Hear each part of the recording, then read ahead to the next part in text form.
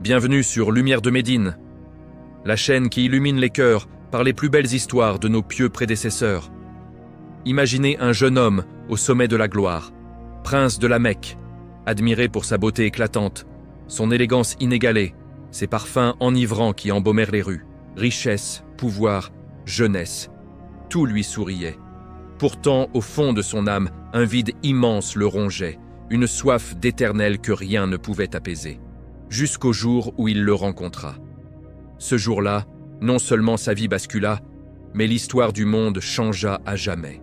Il prouva que l'islam n'est pas seulement pour les faibles, les nobles, les puissants, les beaux peuvent aussi se prosterner devant Allah. Cette vidéo émouvante raconte la vie de Mus'ab ibn Umayr, ce héros dont l'âme nous observe depuis le barzakh. Préparez vos mouchoirs, vous ne pourrez retenir vos larmes. Vous regardez Lumière de Médine. Abonnez-vous à la chaîne, likez cette vidéo, commentez et partagez pour soutenir la dawa. Si vous êtes prêts, commençons. Bismillah ar-Rahman ar-Rahim. Dans la cour de la Kaaba, le soleil descend lentement. Les ombres s'allongent sur les pierres sacrées.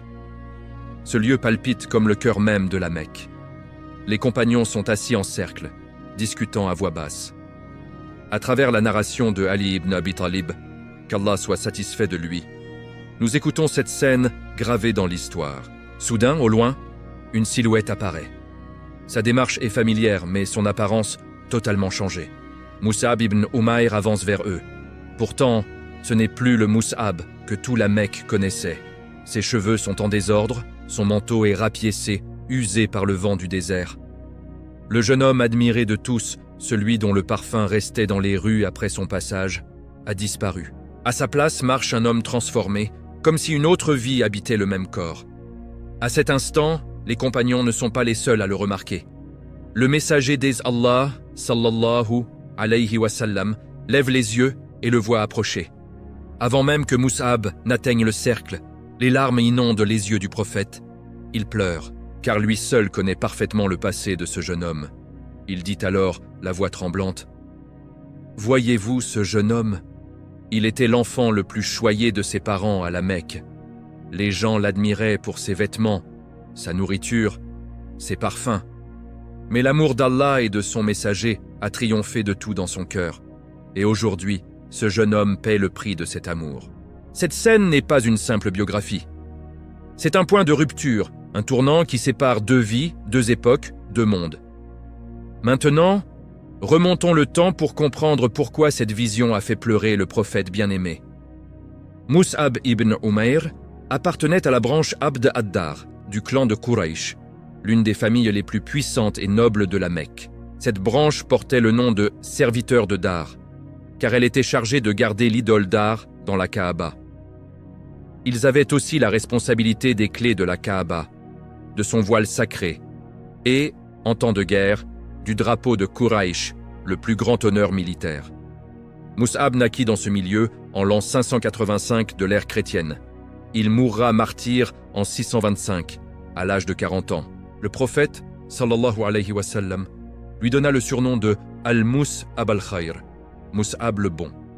Son père s'appelait Umayr ibn Hachim, mais c'est surtout sa mère qui marqua sa vie, Khunas bint Malik. Elle était l'une des femmes les plus riches, les plus influentes et les plus autoritaires de la Mecque. Une personnalité dure, inflexible. Très vite, son nom allait devenir le centre de la plus grande épreuve de Mus'ab. Mais avant d'arriver à cette épreuve, comprenons pourquoi la scène dans la cour de la Kaaba était si poignante. Dans les livres de Sira, Mus'ab est décrit comme elle, un des jeunes les plus riches et les plus élégants de la Mecque avant l'islam. On parlait sans cesse de ses vêtements, tissus précieux importés du Yémen, broderies d'or, bijoux raffinés. On dit que les gens le reconnaissaient à son parfum avant même de le voir. Certains récits affirment même qu'en sa jeunesse, il ressemblait au prophète, sallallahu alayhi wa sallam, par sa beauté. La nuit, il s'amusait avec ses amis sur les monts Safa et Marwa. Le jour, ils faisait la course avec les plus beaux chevaux dans les plaines autour de la Mecque. Rires, chants, festins, à n'en plus finir. Il vivait comme un véritable prince. Pourtant, au milieu de toute cette gloire, quelque chose manquait. Un vide immense rongeait son cœur. Toute cette richesse, toute cette admiration ne parvenait pas à le combler. Au fond de son âme brûlait une recherche qu'il ne savait pas nommer. Comme beaucoup d'entre nous aujourd'hui, il essayait de remplir ce vide avec les distractions du monde.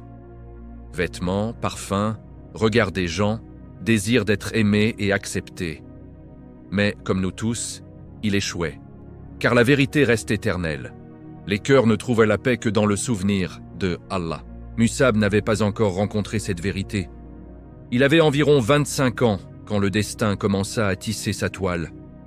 Un jour, alors qu'il marchait dans les rues de la Mecque, il passa par une ruelle sombre et enfumée, remplie de forges. Entre les coups de marteau sur le métal rouge, une étincelle allait jaillir, une étincelle qui allait embraser toute sa vie. Il passait devant la forge du forgeron Habab ibn al-Arat. Ce coin de la ville n'avait rien à voir avec le monde raffiné de Mouss et Abbé. Pourtant, ses pas le conduisirent de là, comme attiré par une force invisible. Habab, couvert de sueur, frappait le fer incandescent. Il appartenait à la classe opprimée de la Mecque, mais dans son cœur brûlait un feu que les notables n'avaient pas. Musab s'arrêta. Son ombre tomba dans la forge. Habab leva les yeux et se figea. Que faisait le jeune noble le plus admiré de la Mecque devant cette boutique misérable? Dans son cœur, Habab, déjà musulman en secret, murmura « Si seulement un jeune comme lui embrassait l'islam !» Perdu dans cette pensée, il ne sentit pas le fer brûlant toucher sa main. Mus'ab, effrayé, s'écria « Oh Habab, ta main brûle !» Habab revint à lui. Un sourire paisible illumina son visage. Il répondit ces mots passés à l'Omeir histoire. « Le feu qui est dans mon cœur ne m'a pas laissé sentir le feu de ma main, ô Mus'ab. » Mus'ab resta figé. Puis, d'une voix sincère, « Ô Habab, je sens le même feu en moi. Quel est donc ce feu qui brûle dans ton cœur ?» Et Habab parla. Il parla du prophète, sallallahu alayhi wa sallam, de son message, de la lumière qu'il apportait. À chaque mot, Mus'ab sentait que c'était cela qu'il cherchait depuis des années. Ses yeux s'embuèrent. D'une voix tremblante, il murmura « Quand me conduiras-tu vers lui ?» Habab vit la sincérité dans son regard. Ce n'était pas une curiosité passagère, c'était le cri d'une âme, mais le danger était partout. Les espions d'Abu Jahl rôdaient, à voix basse, « Pas maintenant, ô Mus'ab. Quand la Mecque dormira sous la chaleur de midi, quand les rues seront vides, viens, je t'emmènerai à Dar al-Arqam. » Le midi arriva. Le soleil brûlait la Mecque, la ville plongea dans le silence de la sieste. Mais un seul homme était éveillé. Mus'ab, enveloppé dans ses vêtements élégants, glissait dans l'ombre des murs, le cœur battant à tout rompre. Il marchait vers la maison au pied du mont Safa, la maison d'Al-Arqam ibn Abi Al-Arqam. La porte s'entr'ouvrit. Il entra. À l'intérieur, une fraîcheur indescriptible, une paix qu'il n'avait jamais connue. Quand ses yeux s'habitèrent à la pénombre, il les vit, les opprimés de la Mecque, les esclaves, mais aussi des nobles comme Abou Bakr et Ali, tous assis côte à côte, sans distinction de classe. Et au centre, lui, sallallahu alayhi wa sallam. Le messager de Sallah posa sur lui un regard plein de douceur et lui fit signe de s'asseoir près de lui. Puis les mots du ciel coulèrent de ses lèvres bénies. Chaque verset combla le vide dans l'âme de Mus'ab. Chaque mot effaça la rouille de son cœur. Avant même la fin de la récitation, Mus'ab s'était déjà rendu. Il n'y avait plus de doute, plus de « et si ». Dans cette petite pièce sombre de la maison d'Arqam, le jeune homme le plus gâté de la Mecque mourut, et un héros de la foi naquit. Quand il prononça la shahada, il n'était plus l'ancien Mus'ab. En sortant, le soleil était le même, la Mecque était la même. Mais pour Mus'ab, tout avait changé. Il portait désormais sur ses épaules une responsabilité bien plus lourde que ses vêtements de soie yéménites, mais infiniment plus honorable, la foi. Mais le chemin du retour était bien plus dangereux que celui de l'aller, car chez lui l'attendait une mer à l'intuition redoutable. Khunas, et le feu qui brûlait dans le cœur de Habab allait bientôt entourer la maison de Mus'ab. Mus'ab rentra chez lui ce jour-là, le cœur encore illuminé par la lumière de Dar al-Arqam. Les murs de sa magnifique demeure, autrefois si accueillants, lui semblèrent soudain étroits, oppressants. Les lits moelleux, les plats raffinés disposés devant lui, tout cela n'avait plus aucun goût. Il restait silencieux, le regard perdu dans le lointain, répétant en secret les versets qu'il avait entendus. Le messager d'Allah, sallallahu alayhi wa sallam, connaissait la dureté de Khunas. Avant que Mus'ab ne parte, il lui avait dit « Ne parle pas encore de ta foi à ta mère ». Mus'ab obéit. Il garda le secret avec sa langue. Mais comment cacher ce que porte le cœur? En quelques jours seulement, Khunas remarqua le changement. Le Mus'ab joyeux qui passait des heures à se parer devant le miroir, qui sortait rire avec ses amis, avait disparu. À sa place se tenait un jeune homme calme, digne, absorbé dans une paix profonde, distant des futilités du monde. Khunas fronça les sourcils. « Qu'est-il arrivé à mon fils ?» Quelqu'un lui a-t-il troublé l'esprit? Son intuition de mère, aiguisée comme une lame, ne la trompait jamais. Elle agit vite. Elle plaça un espion derrière Mus'ab, son cousin Uthman ibn Talha. Uthman suivit Mus'ab comme une ombre. Les rues se rétrécirent, la foule s'éclaircit. Et il vit, Mus'ab entrait discrètement dans cette maison au pied du mont Safa. La maison dont tout le monde parlait à voix basse. La maison où se réunissait Muhammad, sallallahu alayhi wa sallam. Uthman courut avertir Khunas, essoufflé. « Ô Khunas, ton fils Mus'ab, il a quitté la religion de ses ancêtres. Il entre et sort de la maison de l'orphelin d'Abdul Muttalib. » Le monde de Khunas s'effondra. D'abord l'incrédulité, puis une colère volcanique. Quand Mus'ab rentra ce soir-là, il ne trouva pas une mère aimante, mais une femme aux yeux brûlants de rage. « Parle, Mus'ab, tonna-t-elle. Est-ce vrai ce que j'ai entendu ?» Mus'ab ne mentit pas. Il était désormais sur le chemin de la vérité absolue. Il releva la tête, sans peur, seulement une immense compassion dans le regard. « Oui, mère, je crois en Allah et en son messager Muhammad, sallallahu alayhi wa sallam. » À cet instant, le chaos éclata dans la maison. Khunas tenta d'abord les mots doux. Elle supplia, pleura. « Tu es le fils de la famille la plus noble de la Mecque. Comment peux-tu suivre la religion des esclaves ?» Mais Mus'ab était comme celui qui a embarqué sur l'arche de Noé. Même si un déluge venait, il ne tremblerait pas. Quand la persuasion échoua, la cage dorée se transforma soudain en prison sombre. La tendresse maternelle devint une cruauté terrifiante. La femme qui souffrait autrefois si le vent effleurait la peau de son fils ordonna aux serviteurs « Attachez-le, liez-le ». Ils attachèrent Mus'ab au pilier de sa propre maison. Le corps qui dormait hier dans la soie fut lié avec des cordes rugueuses. Khunas prit le fouet elle-même. À chaque coup, elle hurlait « Renieras-tu » Mais au lieu de cris de douleur, une seule phrase sortait des lèvres de Mus'ab, le slogan de cette époque « Ahad, Ahad, Allah est unique, Allah est unique ».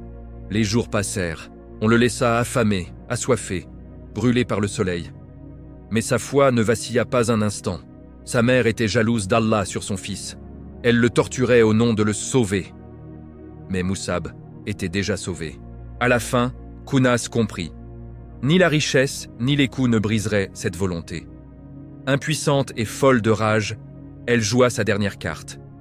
Elle fit détacher Mus'ab et pointa la porte. « Choisis, ma richesse est la religion de tes ancêtres, ou ce Muhammad est la pauvreté. Si tu choisis Muhammad, tu n'es plus mon fils. Sors de cette maison. » Mus'ab sentit une immense tristesse pour sa mère, qui ne croyait pas. Il choisit le messager d'Allah, le cœur serré par la douleur de son incrédulité. Vêtu de vêtements rapiécés, il franchit la porte de cette demeure somptueuse. Il laissait derrière lui sa richesse, son héritage, son confort, et surtout sa mère. Il abandonna tout, car il avait trouvé ce qui est éternel. Désormais, un jeune homme marchait dans les rues de la Mecque, sans maison, sans argent, mais avec le cœur le plus riche de la ville. Sa direction était claire. Une fois encore Dar al-Arqam, une fois encore auprès du messager d'Allah, sallallahu alayhi wa sallam. La foi peut faire d'un homme un émigrant même dans sa propre ville. Elle peut le laisser seul, même dans sa propre maison. Elle peut lui faire affronter le fouet même de la main de sa mère. Mus'ab ibn Umair nous le montre avec une clarté bouleversante. Parfois, l'épreuve vient d'une mère, parfois d'une épouse. Chaque être est une épreuve pour un autre. Quelles leçons en tirer? Premièrement, non, tu ne les briseras pas. Tu ne seras pas irrespectueux, tu continueras à les aimer. Deuxièmement, oui, tu frapperas à leur porte encore et encore pour tenter de les convaincre. Et nous verrons bientôt que Mus'ab le fit aussi. Mais au lieu d'essayer de convaincre vite avec des mots, convaincre par l'attitude est plus profond. L'islam ne se propage pas seulement par la parole, mais par le fait de le vivre, de le représenter. Comme à l'époque du bonheur, Asr as-Sa'ada. Aujourd'hui, nous demandons souvent pourquoi Allah n'arrête-t-il pas les guerres, les injustices, les tortures. Quand on ignore l'essence de l'islam, ces questions sont naturelles. Mais Allah n'opprime pas. Il donne à son serviteur une chance unique. C'est comme une graine jetée en terre. Elle est seule dans l'obscurité, elle se brise, pour qu'un bourgeon puisse sortir de l'intérieur. C'est le moyen pour l'âme de s'élever. Ce n'est pas un châtiment, ce n'est pas une oppression. Même Satan sert ce dessein. Tous les oppresseurs du monde, toutes les épreuves, en réalité, elles servent à l'élévation de l'âme des croyants. À nous détourner du monde, à tourner notre visage vers Allah, à abandonner tout le reste. Nous voyons cela comme un mal, mais dans leurs résultats, elles sont un bien, et les malfaisants n'ont aucune part de ce bien. Seuls ceux qui supportent l'oppression avec patience le reçoivent. Et quand ces patients verront ce qui leur est donné dans l'au-delà, ils rougiront de honte. Peut-être que beaucoup d'entre nous diront « Si seulement nous avions subi un peu plus d'épreuves dans ce bas monde. Regardez ce qu'on nous a donné maintenant. » Nous dirons que ce que nous avons vécu dans ce monde, qui passe comme un rêve en un seul jour, était en réalité bien léger. Qu'Allah nous rende parmi ceux qui prononcent ces paroles. Avec Mus'ab, une nouvelle et difficile étape nous attend. La première hijra vers l'Abyssinie.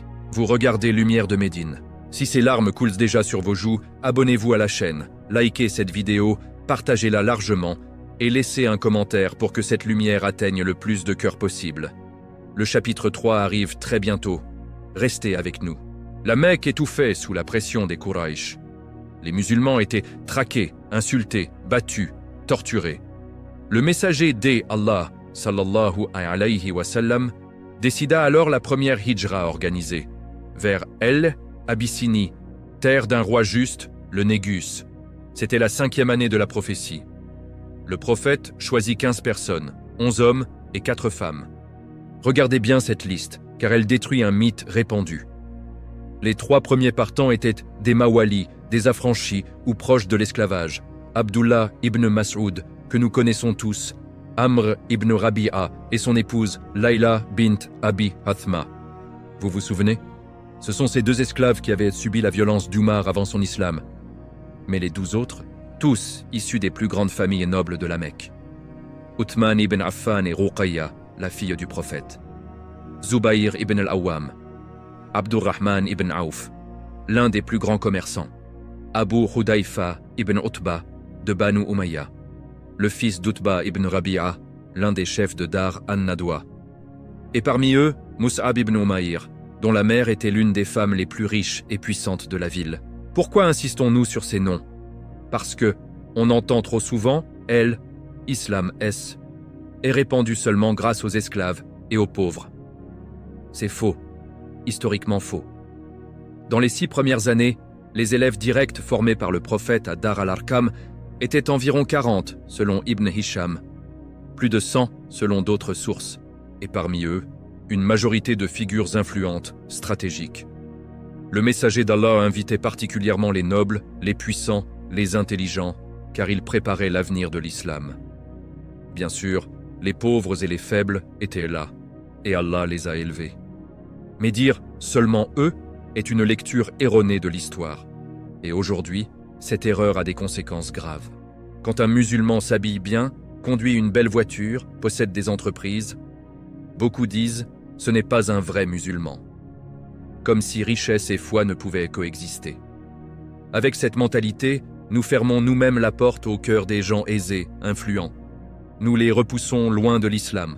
Si nous continuons à répéter que l'islam n'a grandi que sur les épaules des pauvres, nous mentons à l'histoire et nous éloignons ceux que nous devrions inviter. Revenons à nos 15 émigrants. Dans la nuit profonde, ils glissèrent sans bruit vers le port. Leurs pas effleuraient le sable mou pour ne pas faire de bruit. Ils devinrent des réfugiés pour la cause d'Allah. Mus'ab était parmi eux. Plus de soieries yéménites, plus de chaussures luxueuses. Le vent du désert brûlait son visage, mais une paix profonde l'enveloppait. Le jeune prince d'hier était devenu un étranger sur le pont d'un vieux bateau, voguant vers l'inconnu. Ils arrivèrent en Abyssinie. Pendant environ 3 mois, ils respirèrent enfin. Puis une rumeur traversa la mer. Les Quraysh se sont prosternés. Les notables de la Mecque sont devenus musulmans. C'était une mauvaise interprétation de l'incident de Surat an-Najm, quand les polythéistes s'étaient prosternés sans le vouloir. Mais les cœurs des exilés brûlaient de nostalgie. Surtout, ils voulaient revoir le prophète. Sans vérifier, ils repartirent. À la Mecque, la loi était claire. Celui qui quittait la ville ne pouvait revenir que en étant protégé par un notable de sa tribu. Uthman fut protégé par sa famille, les autres aussi. Mais Mus'ab, Khunas avait donné l'ordre à tous les parents, personne ne protège Mus'ab. Qu'il revienne humilié, mendiant, à ma porte. Mus'ab se tint seul aux portes de la ville. Mais il ne s'abaissa pas. Il n'alla pas supplier sa mère. Il envoya un message à El, un des pires ennemis de El al-Islam, An-Nadr ibn al-Harith, connu pour sa langue venimeuse. Selon la coutume arabe, la protection demandée était sacrée. Même un ennemi ne pouvait refuser. Sous la protection d'un polythéiste, Mus'ab entra dans sa ville natale la tête haute. Quand ils arrivèrent tous, la vérité douloureuse les frappa. La rumeur était fausse. Les polythéistes étaient encore plus enragés. Mus'ab alla directement à Dar al-Arqam. Khunas apprit le retour de son fils. Un petit espoir naquit. Peut-être que la souffrance l'a ramené à la raison. Elle envoya son autre fils, Abu Aziz, en espion. Abu Aziz revint stupéfait. « Mère, Mus'ab n'a pas changé. Il n'y a ni regret ni soumission. Il est seulement devenu plus fort. » Khunas entra dans une rage folle. Mais Mus'ab n'avait pas abandonné sa mère. Une fois encore, il alla frapper à sa porte, l'invitant à l'islam. Une fois encore, il fut rejeté. Une fois encore, insulté. En rentrant triste vers Dar al-Arqam, il entendit une porte s'ouvrir derrière lui. C'était son autre frère, Abu Rumi. Mus'ab fut surpris. Il ne lui avait jamais parlé d'islam. Abu Rumi essoufflé. « Oh Mus'ab, depuis que tu es parti, je t'observe. Tu as abandonné tout ce luxe, tu vis ces épreuves. Et pourtant, la paix sur ton visage, ton état, ont brûlé mon cœur. Moi aussi, je veux croire. » Mus'ab sourit. Il comprit. La plus grande darwa n'est pas de trop parler, mais de vivre. Les paroles se turent. L'état de Mus'ab parlait. Aujourd'hui, nous inversons souvent. Nous parlons beaucoup, représentons peu, et parfois croyons peu. Nous ne pratiquons pas ce que nous disons ou nous parlons d'en haut avec l'ego.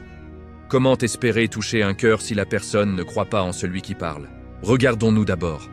Prions pour leur guider. Soyons bons avec eux. Restons proches.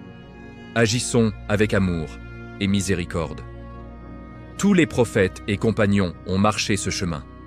Même face aux insultes, ils répondaient souvent par la douceur.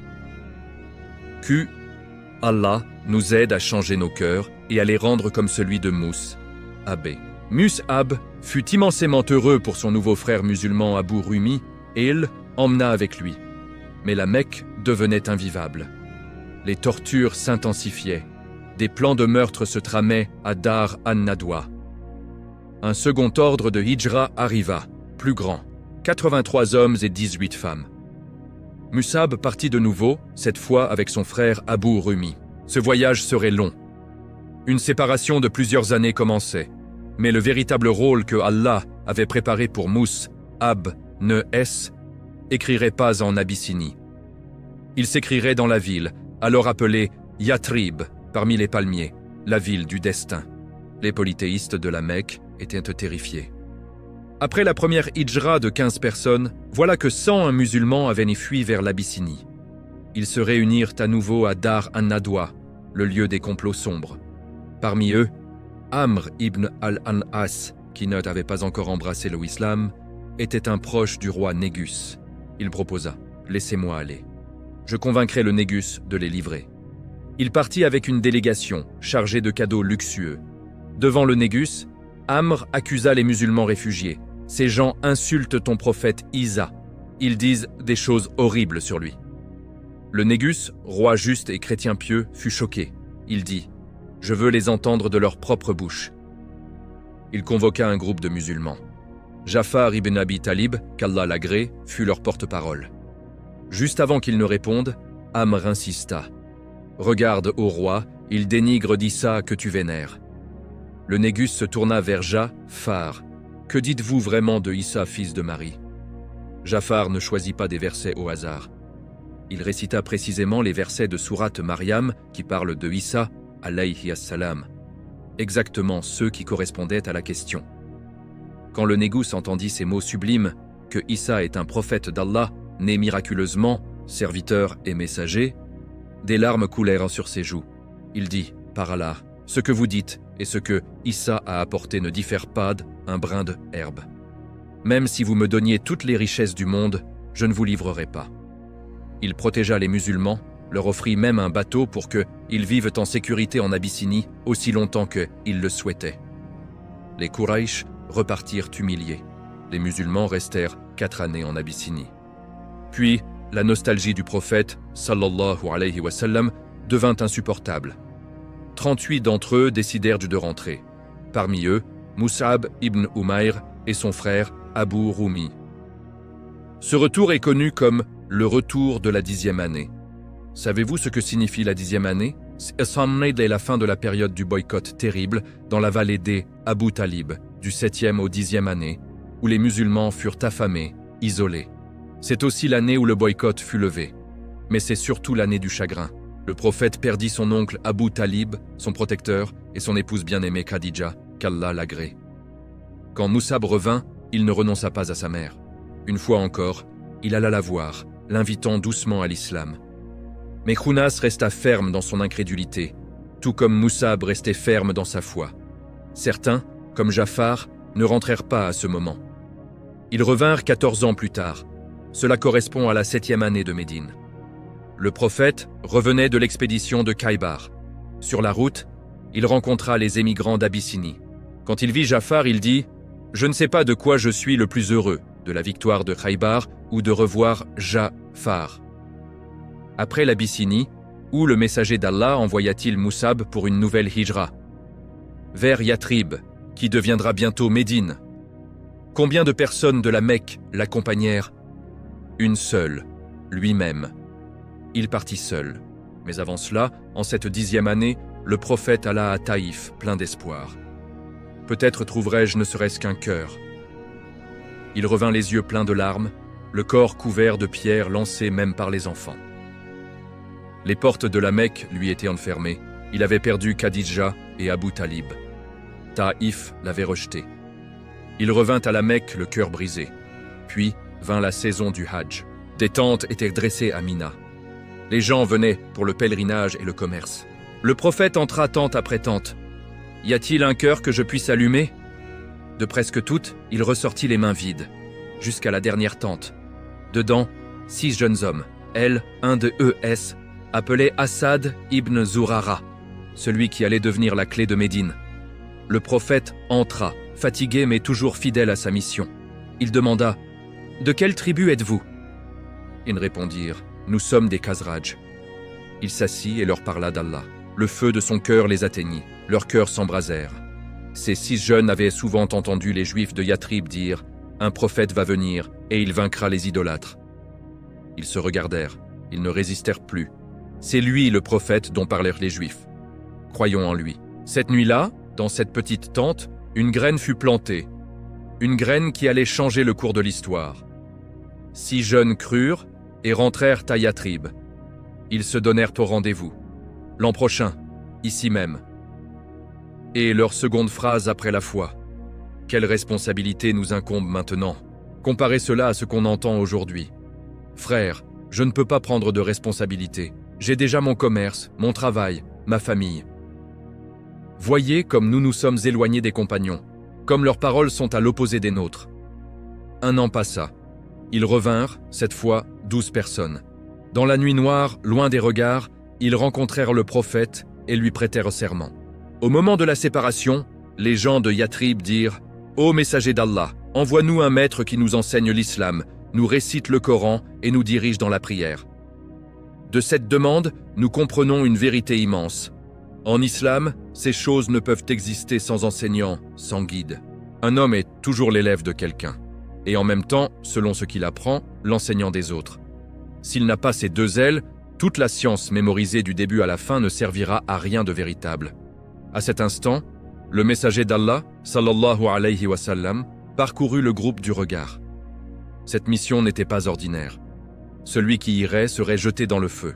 À l'Abyssinie, ils étaient 15, avec Jafar, et un roi juste les protégeait.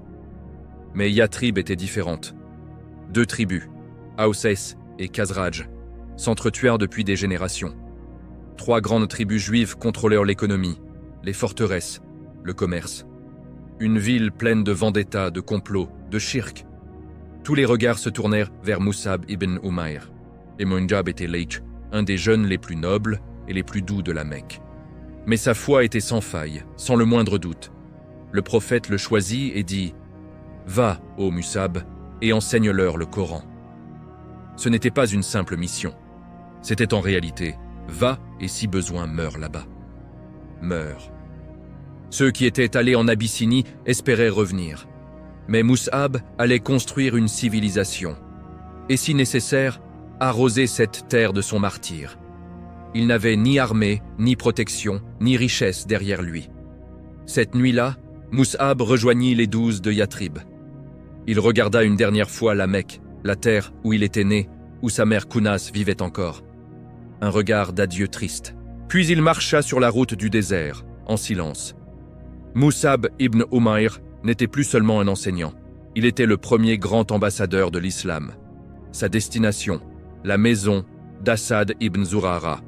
Mais il ignorait encore que dans Yatrib l'attendaient non seulement des cœurs avides d'apprendre, mais aussi des chefs tribaux aiguisant leurs épées. Sa'd ibn Mu'ad et Usayd ibn Hudayr. Yatrib était chaude, Yatrib était tendue. Même les branches des palmiers semblaient trembler nerveusement dans le vent. Vous regardez Lumière de Médine. Si votre cœur tremble déjà pour Mus'ab, abonnez-vous à la chaîne, likez cette vidéo, partagez-la massivement et laissez un commentaire pour que cette histoire illumine des millions de cœurs. Le chapitre 5 arrive très bientôt. Restez avec nous. Mus'ab ibn Umayr et ses 12 compagnons de Yatrib arrivèrent enfin dans la ville aux palmiers. La poussière du désert collait encore à leurs vêtements. Asad ibn Zurara les accueillit dans sa maison, qui devint le premier centre de lumière de l'islam à Yatrib. Mus'ab commença immédiatement son travail. Il enseignait le Coran, dirigeait la prière, expliquait les piliers de la foi. Sa voix douce, son visage lumineux, si semblable à celui du prophète, touchait les cœurs les plus durs.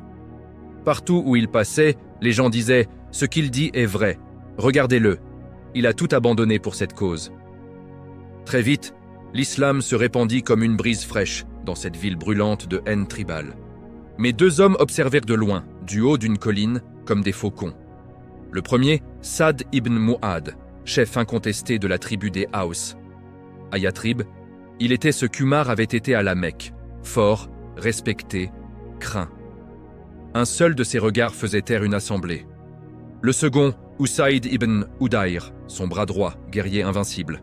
On disait de lui qu'il n'avait pleuré qu'une seule fois dans sa vie, à la mort de sa femme bien-aimée. Depuis, plus une larme. Quand Sa'd vit le petit groupe rassemblé dans un jardin près du puits de Mara, la colère l'envahit. Il se tourna vers Usayd. « Regarde leur audace. Un jeune homme chassé de la Mecque vient ici semer une nouvelle religion et détourner nos jeunes. Va, arrête cela. Tue-le ou chasse-le. » Usayd prit sa lance. Son visage était si dur que les gens s'écartaient sur son passage. Le sol semblait trembler sous ses pas. Il entra dans le jardin comme un lion. Les croyants eurent peur. Asad murmura à Mus'ab. « Ô Mus'ab, c'est le chef de son peuple. Par Allah, dis-lui la vérité avec douceur. » Usayd se planta devant Mus'ab, l'ombre de son corps couvrant le jeune ambassadeur. Il planta sa lance dans le sol et tonna. « Qu'est-ce qui vous amène ici? Êtes-vous venu tromper des ignorants? Si vos vies vous sont chères, partez immédiatement. » L'air se figea. Tout le monde s'attendait à ce que Mus'ab ait peur, fuit ou se défende avec colère. Mais Mus'ab leva tranquillement la tête. Sur son visage, ce sourire célèbre qui fondait les cœurs. Sa voix était douce comme une brise d'été.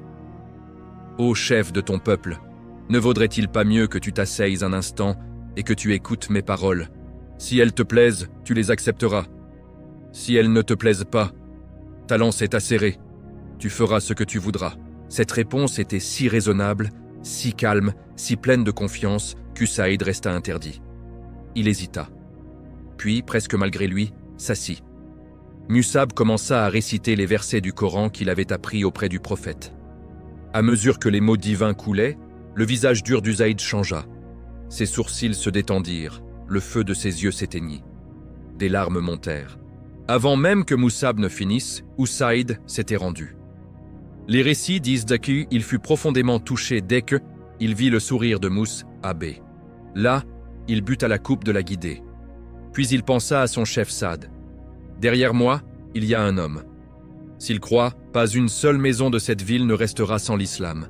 Je vais te l'envoyer. » En repartant, Saad le vit de loin et dit à ceux autour de lui « Par Allah, Usaïd ne revient pas avec le même visage qu'à l'aller.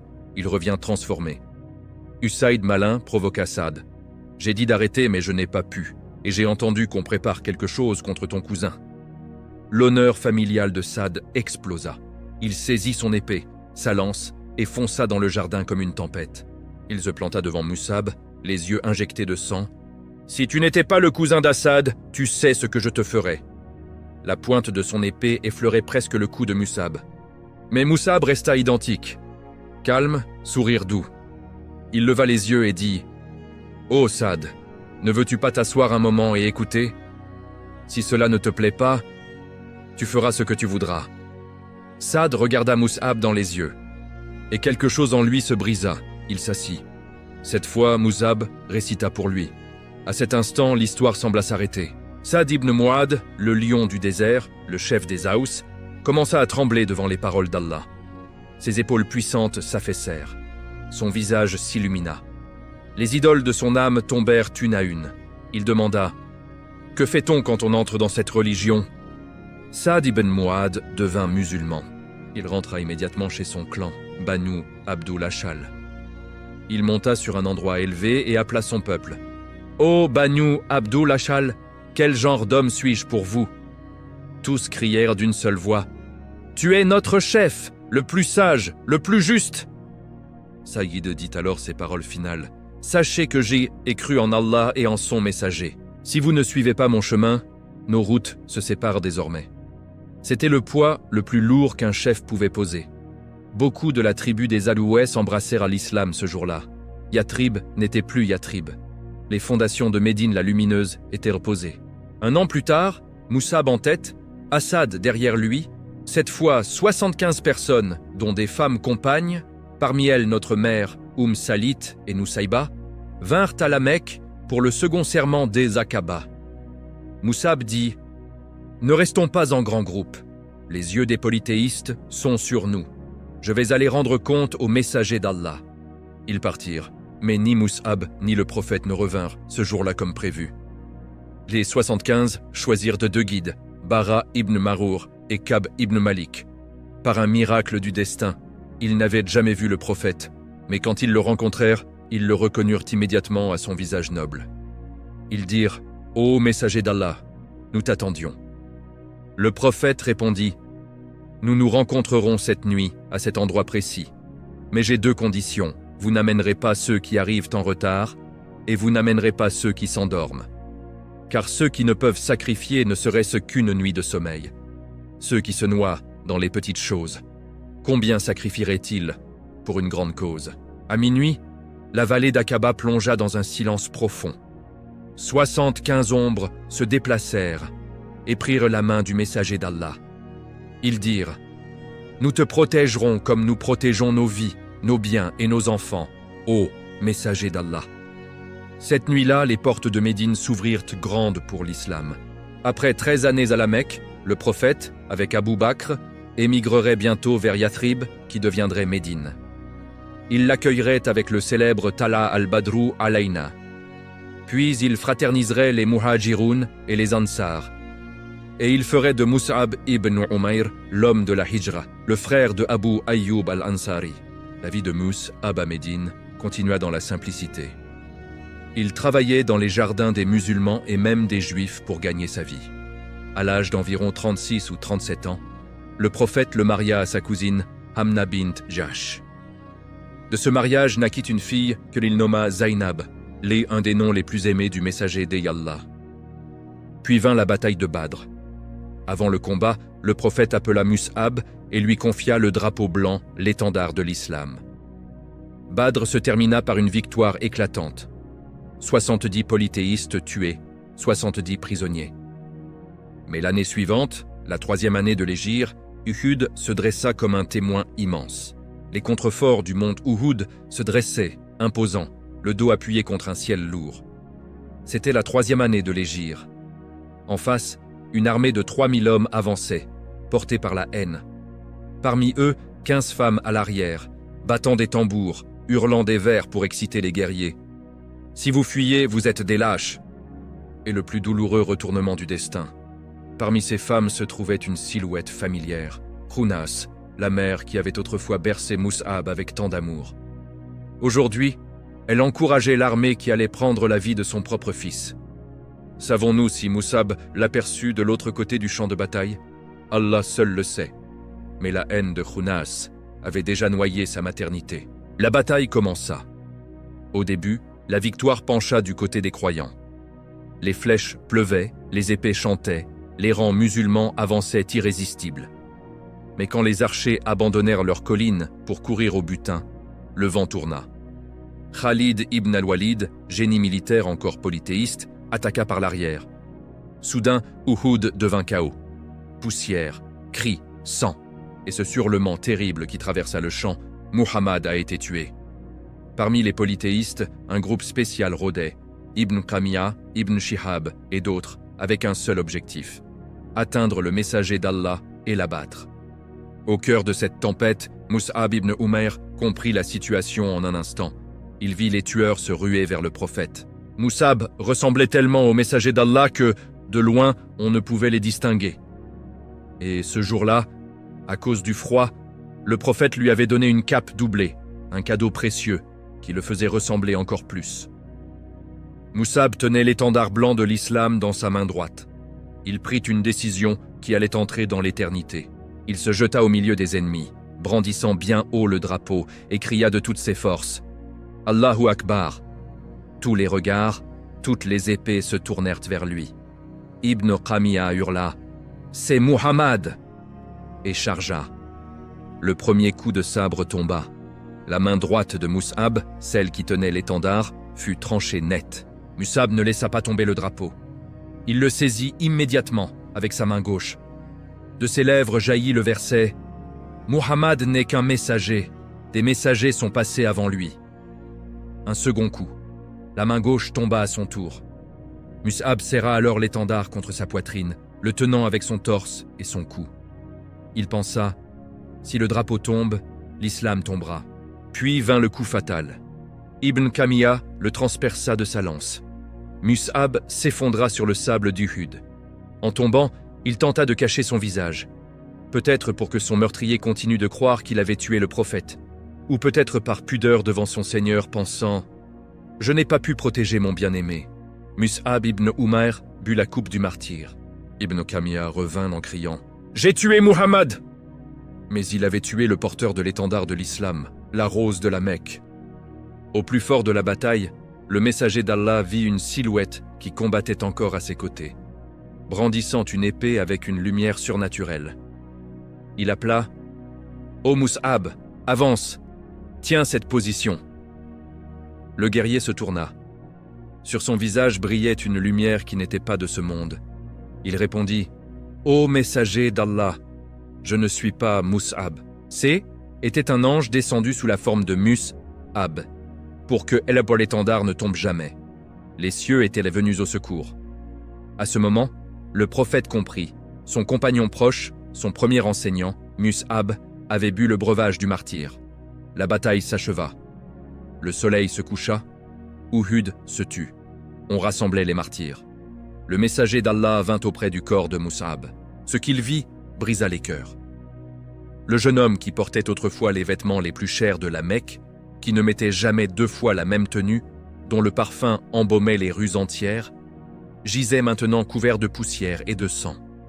Il ne portait qu'un vieux manteau rapiécé, trop court. Les compagnons arrivèrent, les larmes aux yeux.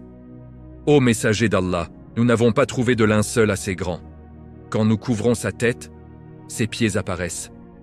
Quand nous couvrons ses pieds, sa tête reste découverte. Que faire ?» Le prophète pleurait. Il se rappelait les jours de luxe de Mus'ab et comment il avait tout abandonné pour l'islam. De ses lèvres bénies sortirent de ces mots. « Couvrez-lui la tête avec son manteau et mettez sur ses pieds de l'herbe parfumée. Al-Idkir. » Puis il regarda le visage de Mus'ab et récita ce verset de sourate Al-Ahzab. Parmi les croyants, il y a des hommes qui ont été sincères dans leur engagement envers Allah. Parmi eux, certains ont accompli leur vœu, le martyre, et parmi eux, certains attendent encore, et ils n'ont altéré en rien leur engagement.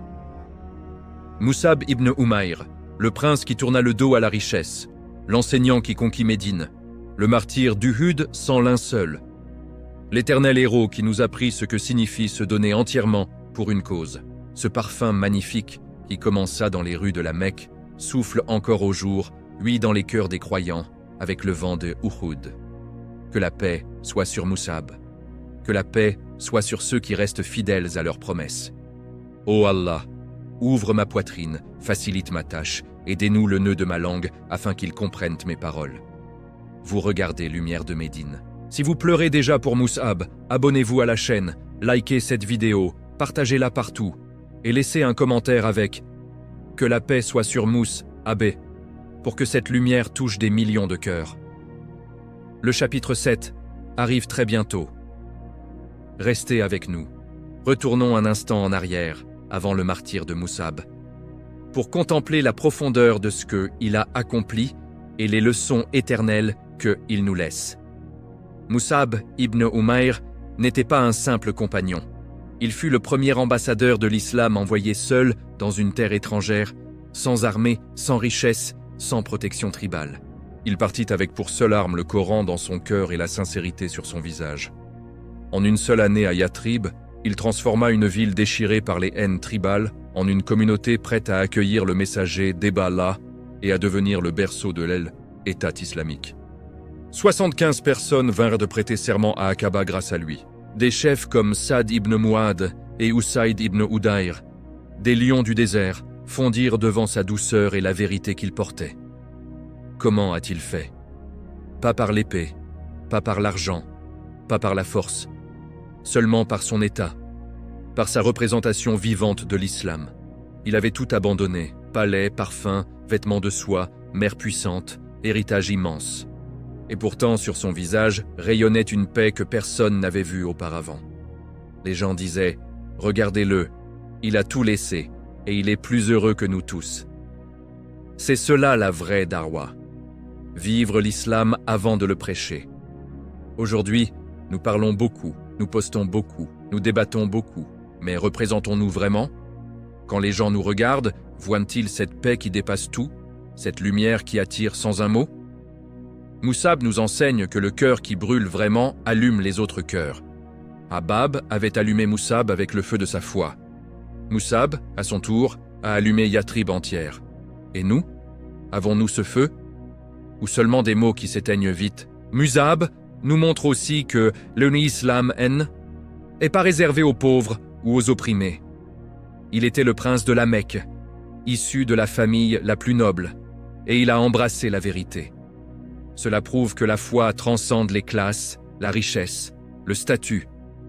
Un cœur sincère, où qu'il soit, peut se tourner vers Allah. Combien de jeunes aujourd'hui, nés dans l'aisance, pensent que l'islam est vieux jeu ou réservé à ceux qui n'ont rien? Mus'ab leur répond « Non. L'islam élève l'âme, peu importe d'où elle vient. Il nous enseigne encore la patience face à la famille qui rejette la foi. Sa mère Kounas, femme puissante et dure, l'a attaché, fouetté, déshérité, rejeté jusqu'au bout. Elle a même encouragé l'armée d'Uhud contre lui. Et pourtant, Mus'ab n'a jamais cessé de l'aimer, de prier pour elle, de frapper à sa porte avec douceur. Il n'a jamais répondu à la violence par la violence, ni à la dureté par la dureté. Il a répondu par la miséricorde, par l'invitation silencieuse de son état. Quelle leçon pour nous qui nous disputons parfois avec nos parents, nos frères, nos conjoints à cause de la religion. Mus'ab nous dit « Continuez à aimer, continuez à inviter, continuez à représenter. » Le changement vient d'Allah, pas de nos cris. Mus'ab nous montre enfin ce qu'est le sacrifice véritable. Il a tenu l'étendard jusqu'à ce que ses 2 mains soient coupées. Il l'a serré contre sa poitrine jusqu'à ce que la lance le transperce. Il a donné sa vie pour que le drapeau de l'islam ne tombe pas. Et même dans la mort, il n'avait pas de linceul complet. Le prophète a couvert sa tête de son manteau rapiécé et ses pieds d'herbe parfumée. Et il a pleuré. Le messager d'Allah a pleuré pour Mus'ab. Imaginez cela.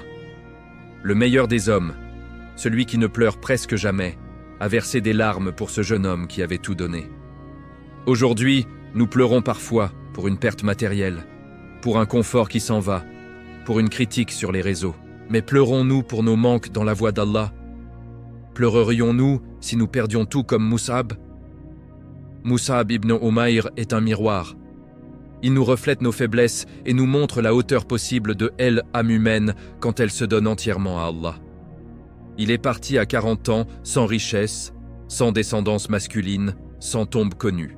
Mais il a laissé un héritage plus grand que tous les palais de la Mecque. Il a participé à la construction de Médine, la cité lumineuse, et son parfum spirituel embaume encore les cœurs des croyants 13 siècles plus tard. On dit que les martyrs sont vivants auprès de leur Seigneur. Mus'ab nous regarde depuis le barzakh. Il voit nos larmes, il voit nos efforts, il voit nos faiblesses. Et il nous sourit, comme il souriait à Usaïd et à Saad, en nous disant sans mots, « Vous aussi vous pouvez. Le chemin est le même, le Coran est le même, Allah est le même. Alors relevons-nous, allumons dans nos cœurs le feu que Habab avait, que Mus'ab avait, que les compagnons avaient. Représentons l'islam par notre paix, notre douceur, notre sacrifice. Et un jour, Inch'Allah, nous rejoindrons Mus'ab sous l'étendard du prophète, dans les jardins éternels, où plus aucune main ne sera coupée, où plus aucun linceul ne sera trop court, où les parfums ne s'éteignent jamais. Que Allah nous rassemble avec Mus'ab ibn Umayr, avec le messager d'Allah et avec tous ceux qui ont été sincères dans leur engagement. Que Allah fasse de nos cœurs des cœurs qui brûlent pour lui. Que Allah nous accorde la mort de Mus'ab et la compagnie de Mus'ab. Amin. Mus'ab ibn Umayr nous a quittés sur le sable d'Uhud, mais son histoire ne s'arrête pas avec son martyre. Elle continue à vivre dans chaque cœur qu'elle touche, dans chaque âme qu'elle réveille, 13 siècles plus tard. Aujourd'hui, nous allons plonger plus profondément dans les leçons intimes qu'il nous laisse. Des leçons qui ne sont pas des théories, mais des flammes vivantes qui peuvent changer nos vies si nous les laissons nous consumer. Première leçon, le vide que rien ne comble sauf Allah. Mus'ab avait tout ce que le monde peut offrir à un jeune homme.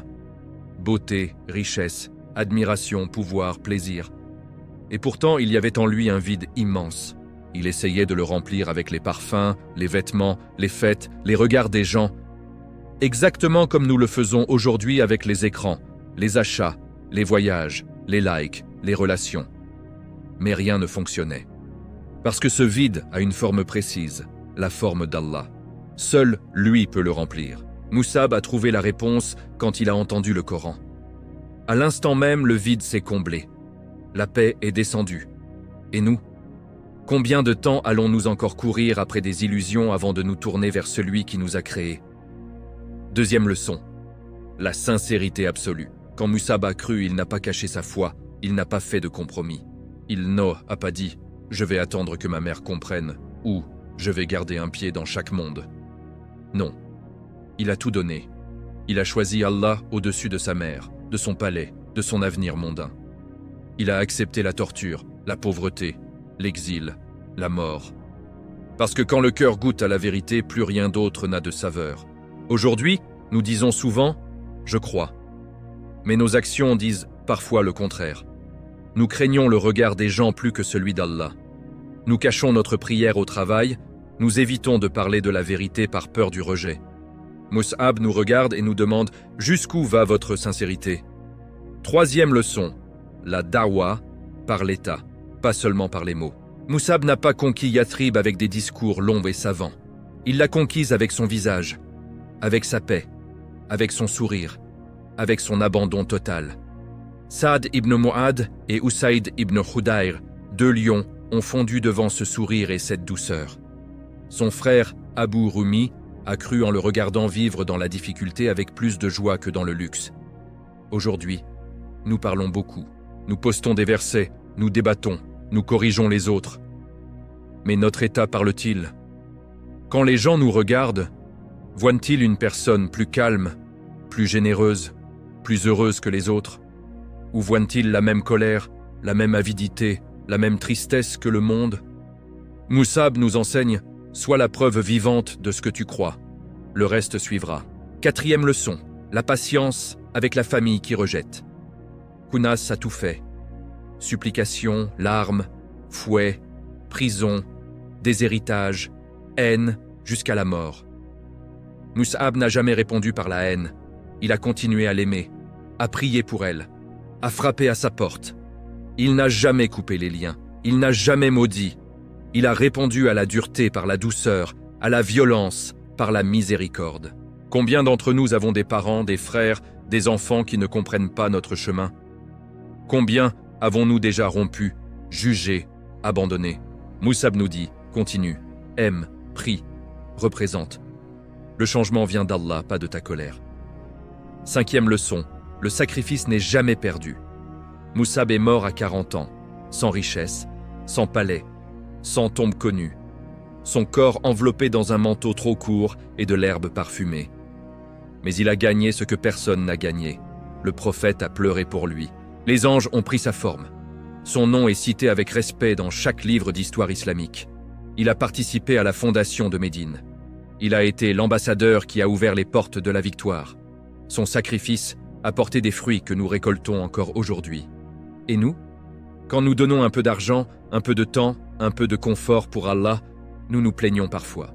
Nous voulons voir le résultat immédiatement. Mus'ab nous dit « Donne tout et fais confiance ».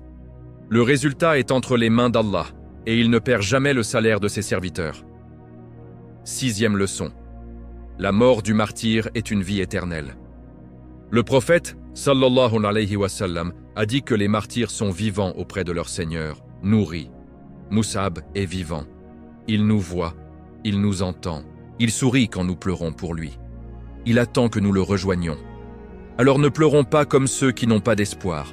Pleurer pour Mus'ab, c'est pleurer de désir de le rejoindre, de désir d'avoir un cœur comme le sien.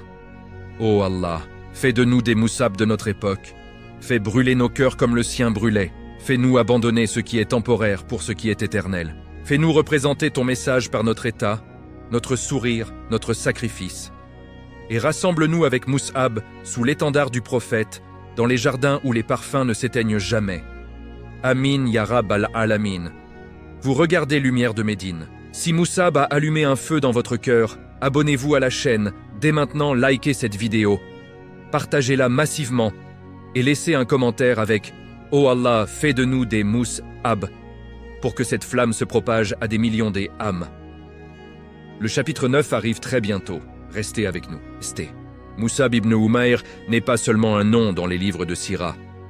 Il est un appel vivant, un miroir tendu vers nos cœurs endormis, une voix qui traverse les siècles pour nous secouer. Aujourd'hui, dans ce chapitre, nous allons laisser Mus'ab nous parler directement, pas à travers des récits, mais à travers ce qu'il nous dirait s'il était parmi nous, s'il voyait notre époque, nos luttes, nos distractions. Imaginez-le assis devant vous, avec ce sourire doux qui a fait fondre Saad et Usayd, avec cette paix qui rayonnait même quand ses mains étaient coupées. Que nous dirait-il? D'abord, ô frères et sœurs de la dernière Oumma, vous qui vivez dans un monde plus bruyant que la Mecque païenne, arrêtez de courir. J'avais tout, parfum, soierie, admiration des foules. Et j'étais vide. Vous avez écran, voyage, succès, followers, et vous êtes vides aussi. Le vide n'a pas changé. Seul celui qui l'a créé peut le combler. Revenez à Allah avant que la mort ne vous surprenne comme elle m'a surpris sur Uhud. Ensuite, vous parlez beaucoup de da'wa. Vous partagez des posts, des vidéos, des citations. Mais où est votre état? J'ai conquis Yatrib sans armée, seulement avec mon visage, ma paix, mon abandon. Les gens me regardaient et disaient « Ce qu'il vit est vrai ». Aujourd'hui, quand les gens vous regardent, que disent-ils? Voyez-vous en vous la joie que j'avais quand je dormais sur le sol nu?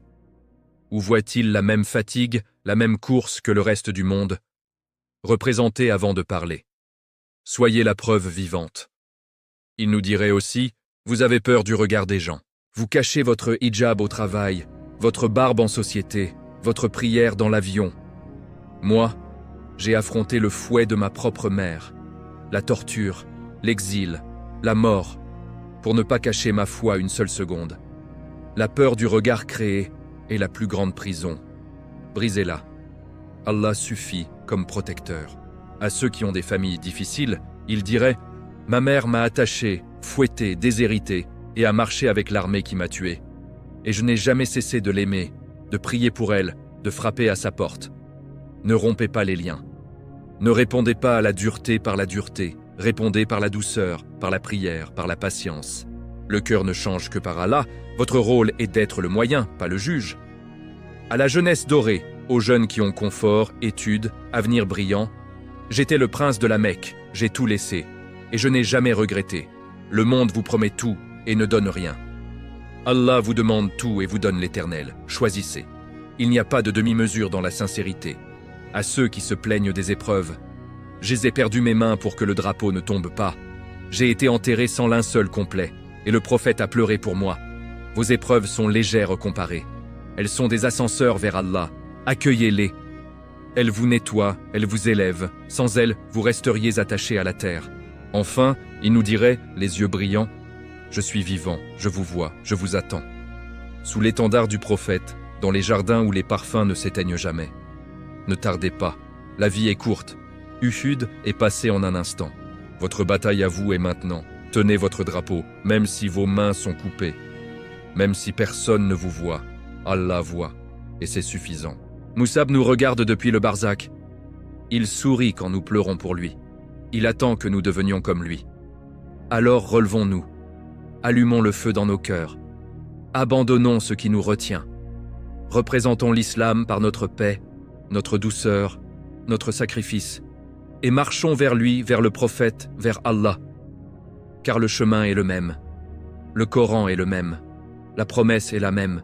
Ô Allah, fais de nous des Moussab de notre temps. Ô Allah, réunis-nous avec Moussab sous l'étendard de ton bien-aimé. Ô Allah, fais que notre dernière parole soit comme la sienne, la fidélité jusqu'au bout. Amin ya Rabbal Alamin. Voici venu le dernier chapitre de cette série sur Moussab ibn Umayr. Le moment où nous fermons le cercle, où nous transformons les larmes en engagement, où nous passons du récit à l'action.